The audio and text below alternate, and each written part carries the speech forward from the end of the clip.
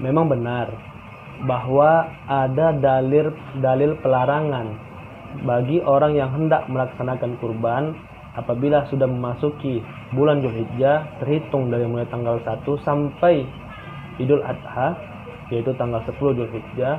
Memang ada pelarangan dari hadis Nabi Muhammad SAW bahwa orang yang hendak melaksanakan kurban itu tidak boleh memotong kuku dan memotong rambutnya.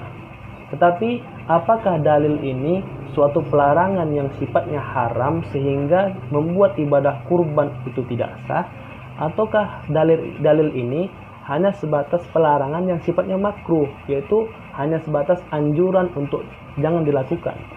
Nah, sini bisa kita lihat di dalam kitab Kifayatul Akhyar di jilid yang kedua tentang di dalam bab kurban, yaitu bunyi hadisnya, "Idza ra'aitum hilala Dzulhijjah." Apabila telah masuk bulan Dzulhijjah, wa arada ahadukum ayyudhi, dan salah satu di antara kalian hendak melaksanakan kurban, falyumsik an sya'rihi wa azfarihi, maka janganlah memotong rambut dan kuku-kuku kalian. Nah, ini adalah hadis riwayat Al-Imam Al-Hakim yang mana syaratnya sebagaimana syarat Imam Al-Bukhari. Nah, dari dalil hadis yang saya bacakan tadi, di sini menurut mayoritas ulama bahwa hadis tersebut bukan bentuk pelarangan yang bersifat haram. Mengapa demikian? Karena logikanya begini. Kurban itu sendiri kan hukumnya adalah sunnah.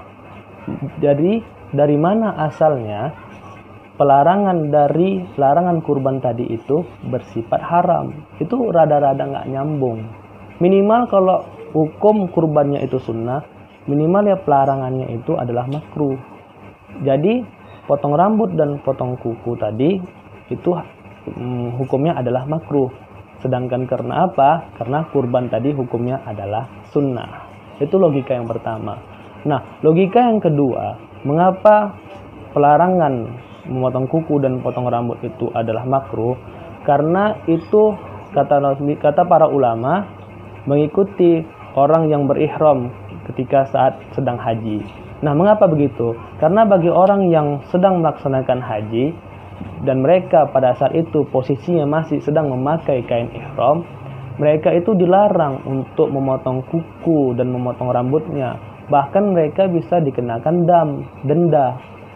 Nah, jadi karena haji yang pada saat itu masih sedang memakai kain ihram, bagi orang yang berkurban mengikuti, yaitu tafa'ulan biharimin, mengikuti mereka yang sedang berihram tadi, yaitu tidak memotong kuku dan memotong rambutnya juga. Jadi hanya bersifat mengikuti orang yang sedang berhaji, yaitu ihram pada saat itu.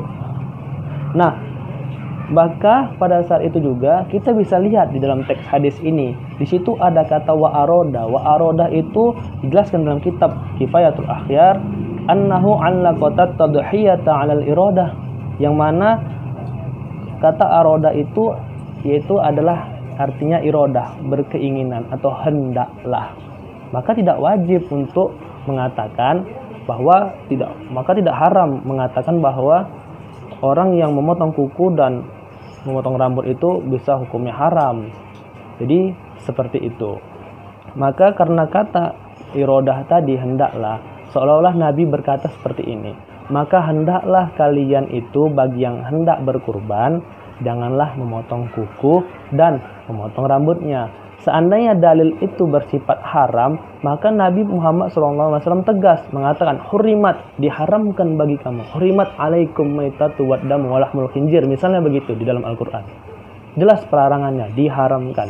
Sedangkan di dalam hadis ini tidak ada kalimat hurimat, dilarang, tapi dikatakan larangan di situ yaitu bersifat arodah, yaitu hendaklah.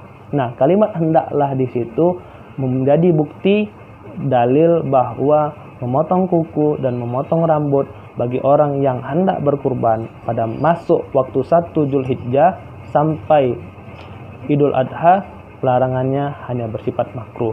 Nah, itulah menurut pendapat kebanyakan para ulama.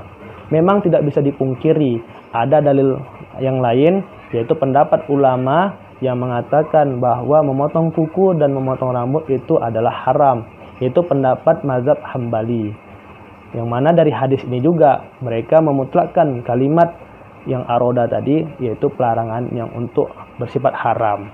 Nah, adapun seandainya kita mengikuti pendapat mayoritas maupun pendapat Imam Hambali, bahwa seandainya pun kita mengikuti pendapat Imam Hambali dan pendapat mayoritas, tidak akan membuat ibadah itu tidak sah, melainkan ya sama sah-sah juga. Walaupun kita mengikuti Imam Hambali, walaupun berdosa memotong kuku dan memotong rambut, maka ibadahnya juga sah. Seandainya kita mengikuti pendapat mayoritas ulama mengatakan bahwa itu makruh, ya ibadahnya, kurbannya juga tetap sah. Jadi tidak ada masalah. Jadi mengikuti pendapat mayoritas ulama ataupun mengikuti minoritas ulama, kedua-duanya hukum kurbannya mengatakan sah. Tidak ada masalah apapun. Wallahu a'lam bishawab.